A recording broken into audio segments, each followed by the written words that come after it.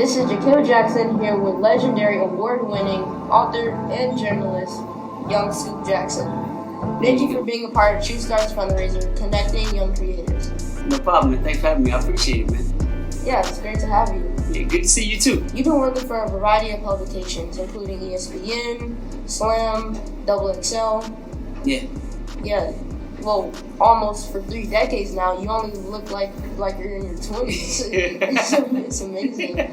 But what was the thing that made you want to become a writer? Well, of all the things I was doing in college, writing was the one that people responded to most. I was doing television production, I was doing the music thing, I was writing, and I was actually working at BET at the time, but I was also started writing for the student newspaper I was in school at. And my writing started to get picked up by other newspapers, and I started getting checks.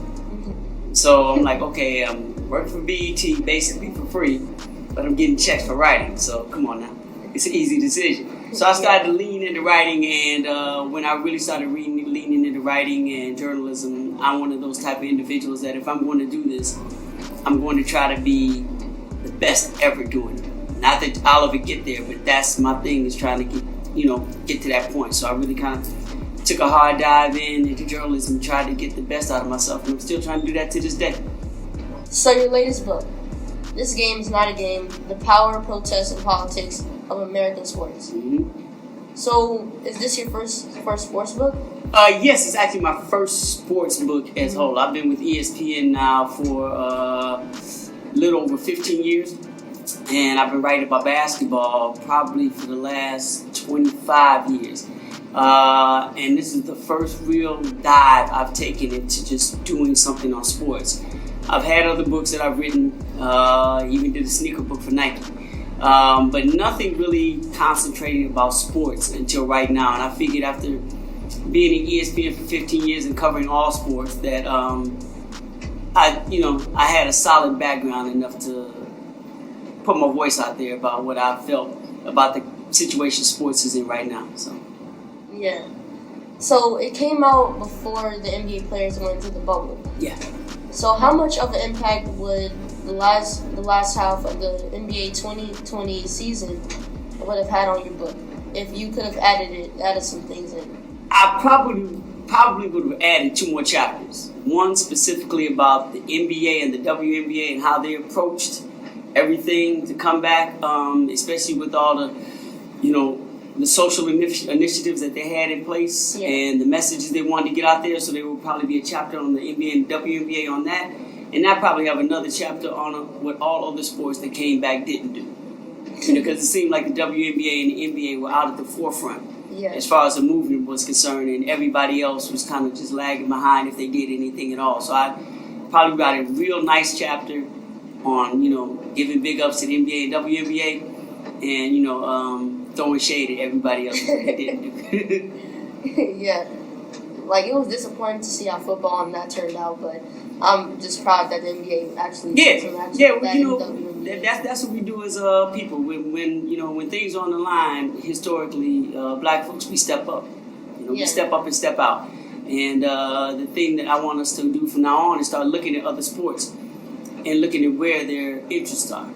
Do their interests, even though we're involved in the sports, do their interests put us first? And you can see with a lot of other sports, they didn't put us first. Yeah. So there were 4 players originally from Chicago in the finals. How iconic is that? That was pretty big, man. Chicago has always had its hands in basketball all the time. And I'm pretty sure if we went back and looked at it, we may find that it had happened before. But to look at it this time, especially on the stage and how small the stage was because of the bubble was so concentrated, it was really cool that we could focus on the fact that we had strong representation from Chi, in the finals. And I was extremely happy for AD, getting to that stage. We kind of felt, watching him come up, that he would be there, especially once he did it in college. We saw him on the stage getting the chip there. We figured it was come. We didn't. It took a little bit longer because he was in New Orleans, but the fact that he's there, we love that, and he represented Chi very well. And it was really good to see K-Nun get his looks. especially being a rookie, doing what he did during the season, being there, it's a sense of pride and thinking that they're going to be there a few more times, both of them. So I don't think this will be the first time you see K9 and AD going at it with the chip on the line. So it's good. TrueStar was created 16 years ago with the need to help students improve their writing. Why do you think it's important that students find their voice? Because at the end of the day, your voice is really all you have. There are rules and structures in place when it gets to this level of writing, when you become a journalist. But still with that, you still have to apply your voice into what it is you're reporting, what it is that you're writing, whatever stories you're trying to tell. And if you look at the large escape of communications when it deals with writing as a form of communication, it's still all about storytelling. And there's no way for you to identify or connect with what you're doing if you don't include that in your storytelling. And when I mean that, I mean your voice. You have to establish that. That's what separates you from everybody else and everybody else from you. That's what is going to be what you're able to stand on as you build a career, as anybody who builds a career in the form of writing. So it's important for students to learn about the structural standpoint of this profession, but it's also good to learn that and find early on how you can apply your voice in that so that you are not only identifiable, but you're comfortable and you can stand strong on what it is that you start writing. So what is the best writing advice that you've ever received? I received 2 bits of writing advice from 2 different legends in the game that were also journalists. One, Ralph Wiley. Ralph Wiley wrote, I was doing a story on him on a book that he released called What Black People Should Do Now. And in the inscription, he wrote the note in there. He said, talent without application is nothing.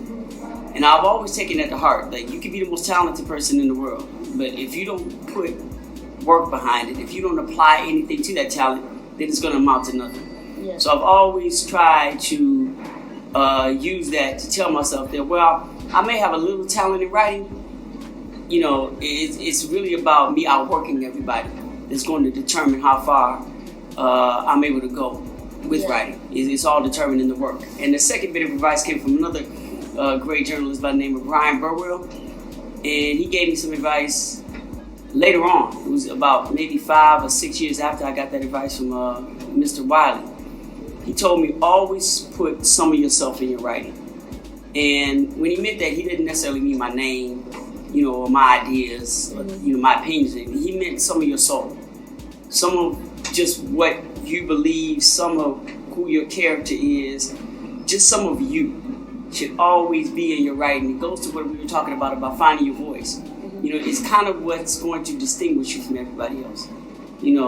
So I've always tried to make sure that I didn't necessarily have a certain style or anything like that, but that if you read what I was doing, as different as it may be, there's something in there that may be like, hey, you know what? I feel that. You know what I'm saying? I feel that. I felt that here. And Scoop is usually writing something that makes me feel something. So that's me putting myself in the writing, trying to make you feel what I feel when I'm writing. So that was great advice, and I've always tried to do that. So those two legendary gentlemen are something I carry with me today. Cool. Yeah. Yeah. Good job. Now, I want to talk about you a little bit. Yeah. Oh, okay. Yeah. So here you got your first book out. I Am, as a young individual who's, kind of been able to look at you from the outside. I want you to explain to me how and what made you come to the decision to dig inside yourself and come out with a book. Yes, so what made me want to create the book I Am was just my experience through 7th and 6th grade. Right. And through bullying and teasing and all of those things. It was really just a really hard time for me, and my parents always comforting me and trying to get me uplifted, because that was a really tough time for me. I was getting depressed, feeling like I just wanted it all to be over. So I really created this book to help others, like other young people going through the same situation that I was going through.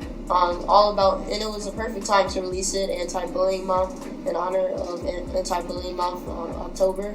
So really, it was just a perfect time, and I wanted to help others not get in that situation of suicidal thoughts and wanting to hurt themselves, because that's like a point where nobody should be at in their life.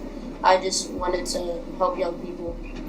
Got you. From writer to writer, did you have to come out on the other side before you started writing, or were you able to start writing while you were still going through the process of trying to get to the other side? Yes, so I wrote the book this summer, so like during quarantine, so that's after 7th grade, because my 7th grade year ended like earlier this year, so I guess you could say 2020 still, but it wasn't.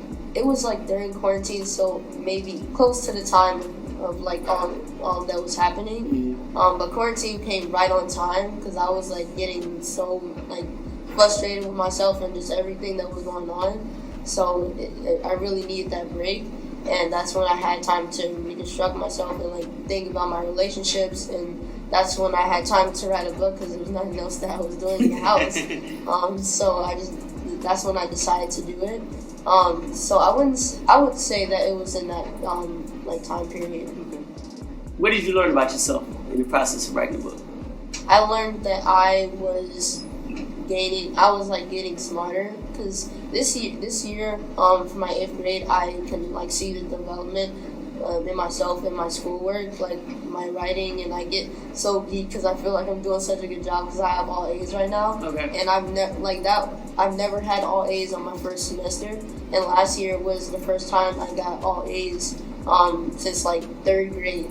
So I was like super happy and just excited about just all the things I was doing. So really, it was me learning that I'm getting better with my education and just trying to focus on high school. Really, like this whole year, I've been like maintaining like just an idea of high school. I've learned that I am very sometimes lazy when it comes to doing stuff around the house, because I feel like I'm in the house all day and I don't want to do it. Right. I just want to watch TV. But those are some of the things I've learned about myself. Okay. All right. Now, once you get all A's, it's easy to get there. It's harder to sustain. Yeah, You know that, right? yeah. Okay. But now that you got it, you have it in you. That's where the hard work comes in. Is keeping that going. Yeah. That's where you have to push yourself. As long as you know. That's what's going to determine us to see how dope you are. If you're able to keep that going. All right. You think you can? Yeah. And now I'm throwing it back to Trey and Lyric at the 2-Star office. Peace.